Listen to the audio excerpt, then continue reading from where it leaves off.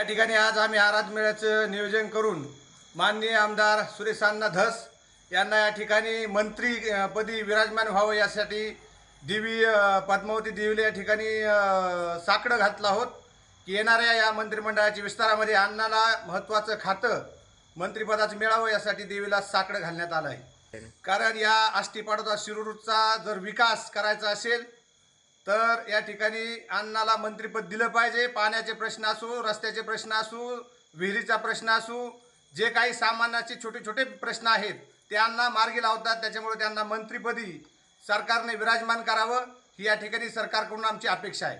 फडणवीस साहेबाला एकच विनंती करणार आहेत की बीड जिल्ह्याचा कायापालट करायचा असेल तर सुरेश अण्णा धस यांना कॅबिनेट मंत्रिपदी आपण घ्यावं आणि त्यांच्या येणाऱ्या या विस्तारामध्ये वर्णी लागावी हे देवी चरणी आम्ही प्रार्थना केलेली आहे।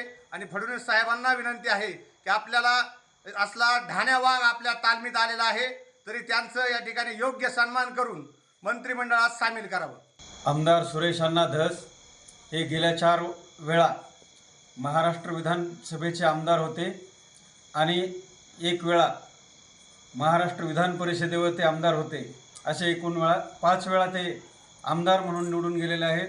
असा अनुभवी नेता महाराष्ट्राच्या मंत्रिमंडळामध्ये समाविष्ट असावा यासाठी आम्ही आज आमच्या गावचे ग्रामदैवत जागृत देवस्थान पद्मावती देवी या ठिकाणी आम्ही आज रात्रभर जागर करणार आहोत आणि सुरेश अण्णांना आई जगदंबेच्या कृपेने मंत्रिमंडळात स्थान मिळेल हे आम्ही अशी आशा करतो।